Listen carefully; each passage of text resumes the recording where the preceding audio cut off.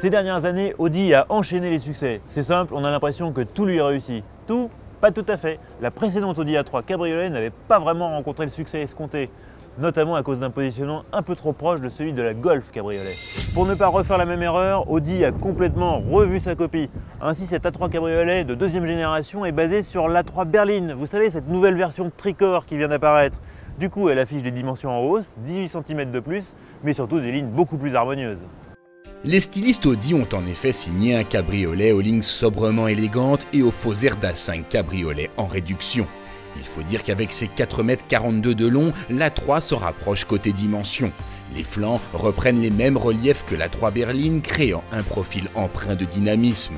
La partie arrière, plus singulière, adopte des feux fins et étirés, ainsi qu'un élégant couvre-capote rigide.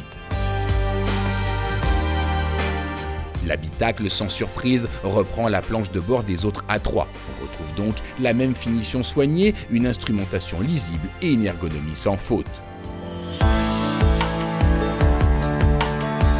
En attendant d'être très prochainement déclinée en version S3, la 3 Cabriolet la plus performante est pour l'instant dotée d'un 1,8 litre TFSI de 180 chevaux. De quoi lui offrir une agréable nervosité avec un 0 à 100 km/h effectué en 7 secondes 8, mais surtout une grande douceur de conduite.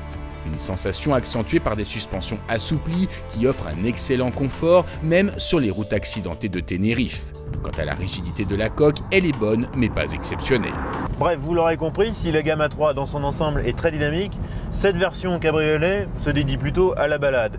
Et dans ce cadre, on apprécie son confort, la souplesse de son 1,8 litre TFSI, mais ça ne nous empêche quand même pas de regretter la lenteur de cette boîte S-tronique à 7 rapports.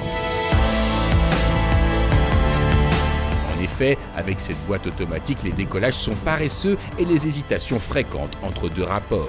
Pour remédier à ce problème, deux solutions, soit se contenter de la boîte manuelle à 6 rapports, soit opter pour la version Quattro dotée d'une S-tronique à 6 rapports nettement plus convaincante.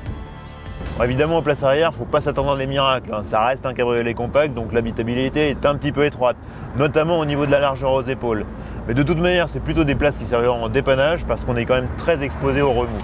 C'est donc seul ou à deux, avec le très efficace filet coupe-vent en place, que l'on appréciera le mieux ce cabriolet. D'autant que la baie de pare-brise assez courte permet de bien profiter du paysage et de la sensation de conduite cheveux au vent. Et quand la soirée devient fraîche, il suffit d'une quinzaine de secondes pour recapoter et se retrouver à nouveau au chaud. Bon, par contre, pendant la manœuvre, il vaut mieux éviter de regarder son rétro, parce que cette espèce de couvre-capote en métal sans aucun habillage, côté finition, chez Audi, on a déjà vu mieux. D'autant que, fidèle à son habitude, Audi ne fait pas de cadeau côté tarif. Il débute à 31 730 € et atteigne 44 460 € dans cette version richement dotée. Reste qu'avec ses lignes flatteuses et son confort feutré, la nouvelle Audi A3 Cabriolet fera oublier sans mal sa devancière. Mais on pourra tout de même lui reprocher un certain manque de caractère.